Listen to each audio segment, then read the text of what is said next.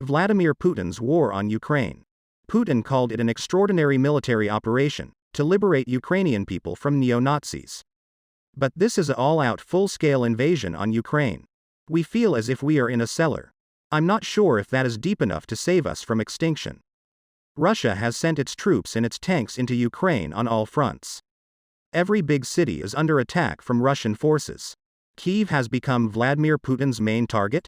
People are staying in underground basements and subway stations throughout Ukraine to avoid being targets of Russian missiles.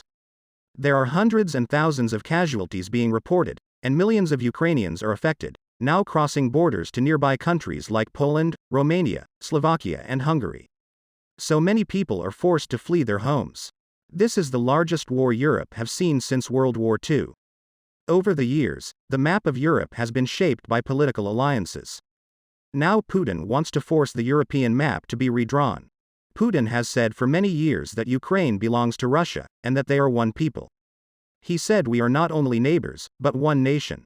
Ukrainians are sovereign, and they have their own language and culture, and they have their own political system. While the two countries do have some common histories, they also have similar cultural backgrounds. Ukrainian people have fought very hard to regain their own identity.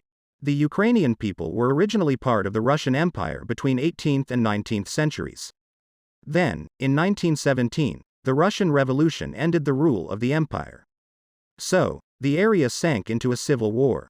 After a short time, Ukraine gained independence from Russian rule. It was soon overtaken by the newly formed Soviet Union as one of the earliest republics. In the years that followed, the Soviet Union expanded its power and influence. By the end of World War II, the people in that regions had created a good influence over other countries. The West overruled. As the consequence of this, there was a division of Europe, and that marked the beginning of the Cold War. The Soviet Union helped install communist governments on their sides, making it easy for them to control. Meanwhile, the West became a democracy, with capitalist economies. There was a deep ideological divide that caused distrust, misunderstanding, and tension between the two sides. When they became strong, those divisions hardened into military alliances. In 1949, they joined together with United States of America and Canada. The North Atlantic Treaty Organization was created, famously known as NATO. And they also promised to defend each other against invasions. Within a few years, some of those nations joined the Soviet-led Warsaw Pact alliance. Each group built up its army to defend itself from the other groups. And for decades, the Europeans continued to live on that road, until one side collapsed. In late 1991, countries like Ukraine started declaring that they were independent from the Soviet Empire. The Soviet Union became 15 countries that became independent, with the main one being Russia. And the Soviet Union lost its influence. As a result, many countries have become stronger than their communist governments and got rid of their communist regimes. Cold War ended. There was another group that was still very strong on the other side of Europe. It was getting bigger and stronger. Poland, Hungary, and the Czech Republic joined NATO in 1999. In 2004, 7 other countries joined the NATO. NATO became the new organization that was within the old Soviet regions of power. The expansion NATO moved closer to the Russian border for the first time. Belarus, Ukraine, and Georgia were the last countries left after the Soviet Union collapsed. Among Russia and NATO, Ukraine and Georgia have been dreaming about joining NATO for a very long time. So, this made them a prime target for Russia. When the Ukraine became part of the NATO alliance in 1994. Then they moved one step closer to becoming a member. In 2013, they signed an agreement for the countries to participate in the European Union. When it was time for them to sign the deal, the pro-Russian, Ukrainian government refused to sign. They decided that they would strengthen their relationship with Russia. When the official announcement was made, hundreds of thousands of protesters took to the streets, demand that the agreement be signed.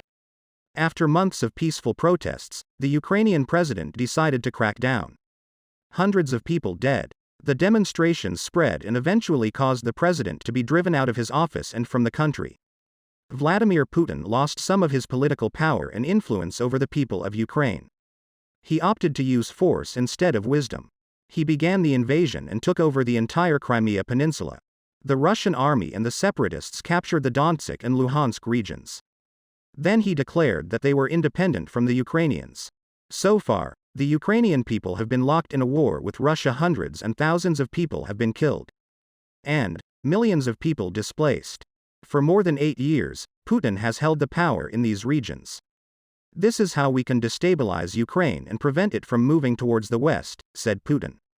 24 February 2022, Putin decided to move in full-scale invasion on Ukraine.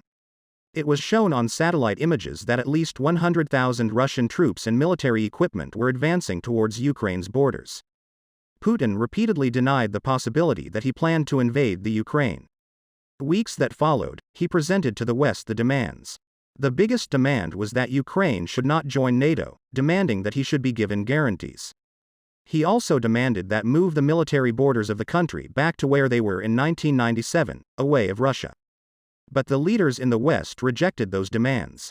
NATO also placed their troops on standby and increased their military presence in Eastern Europe. Russian army continued to gather at the borders of Ukraine. Meanwhile, on the border of Russia with Belarus, Russian troops began conducting huge military exercises. On February 24, 2022, the anticipated war started. Russian troops immediately across the Ukrainian borders into several Ukraine regions and the other separatist areas that were backed by Russia. The Ukrainian authorities declared a state of emergency.